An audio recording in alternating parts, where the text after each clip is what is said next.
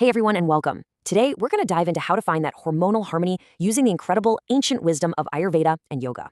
We're going to find out how the food you put on your plate can totally change the way you feel, helping you move from imbalance to just feeling full of life. So here's our game plan for this explainer. First, we'll get to know our hormones. What are they, really? Then we'll explore the Ayurvedic idea of doshas, which is all about personalization. After that, we'll build the perfect hormone balancing plate, learn how to sync our food with our cycle, which is a game changer, and then we'll tie it all together with yoga and some super practical, real-life tips. Okay, let's kick things off with the basics. What in the world are hormones? And maybe more importantly, what are they trying to tell us when we just feel off? Tired, out of sync, not quite ourselves. I have a feeling this slide might look a little too familiar to some of you. I mean, for so many of us, especially women juggling a million things, this isn't just a bad day, right? It's a constant reality. But what if these aren't just random feelings? What if it's a clear message? And that's the big takeaway right there. Your body is always communicating with you. That feeling of fatigue, that sudden craving, that mood that comes out of nowhere, it's a signal. Real power comes when we learn how to listen and actually respond.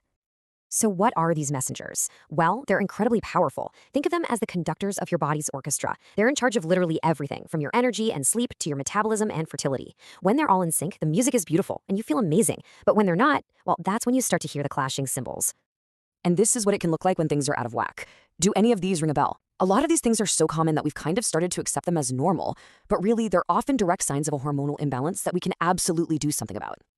Okay, so how do we fix this? Well, let's turn to an ancient system that gives us a truly personalized path to balance. We're talking about Ayurveda and this amazing concept called doshas.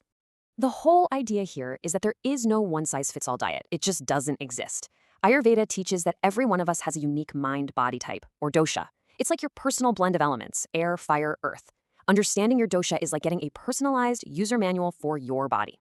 And this table just lays it out so clearly. If you're a Vata type with lots of air and ether, you might tend toward anxiety and need warm, grounding foods to feel settled. A fiery Pitta type, on the other hand, might deal with inflammation and needs cooling foods to chill out. And an earthy Kapha type might need light, spicy foods to get their energy up. See the pattern? It's all about using food to bring in the opposite quality to find your center again. So this is all great in theory, right? But how do we actually put this on our plate? What does a diet that truly supports your hormones look like day in and day out? The foundation here is actually super simple, but so powerful. Eat real food, things that come from the earth. Processed foods and sugars can really throw your system for a loop, but these whole foods nourish your digestive system, which in Ayurveda and yoga is seen as the absolute cornerstone of hormonal health. Okay, this next one is huge, and it's a total paradigm shift. For so many years, we were taught that fat was the enemy, right? Well, the truth is, the right kinds of fats aren't just good for you, they are the literal building blocks for your most important hormones, like estrogen and progesterone. Your body can't make them without these raw materials. So the takeaway is, please don't be afraid of fats. Adding things like avocado to your toast, throwing walnuts in your salad, or using good quality oils is one of the most direct and powerful ways you can support your body's ability to create the hormones it needs to thrive. All right, let's talk about the secret pharmacy hiding in your kitchen cabinet. In Ayurveda, spices are not just for making things taste good. They are powerful, potent tools for healing. Let's look at just a few of these powerhouses. You've got turmeric, which is amazing for fighting inflammation, a major root cause of hormonal issues. Then there's cinnamon, which helps balance your blood sugar, so crucial for things like PCOS. Ginger is a miracle for digestion, and fenugreek is a classic for supporting reproductive health. These are such small additions that can make a huge difference. All right, this next concept is a complete game changer, seriously. It's the idea of eating not just for your body type, but in sync with the different phases of your own menstrual cycle.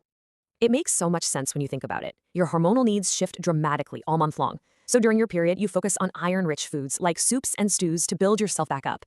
In the next phase, you want lighter, energizing foods. Then, in that pre-period luteal phase, magnesium-rich foods like dark chocolate, yes, can help manage those cravings.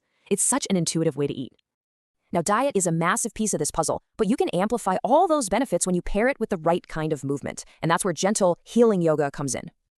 And we're not talking about some crazy high-intensity workout here. This is all about strategic, gentle movement. So things like twists actually massage your digestive organs. Hip openers help release stored tension and emotion. And gentle inversions, like simply putting your legs up the wall, are incredible for calming your whole nervous system and lowering that stress hormone cortisol, which can cause so much trouble.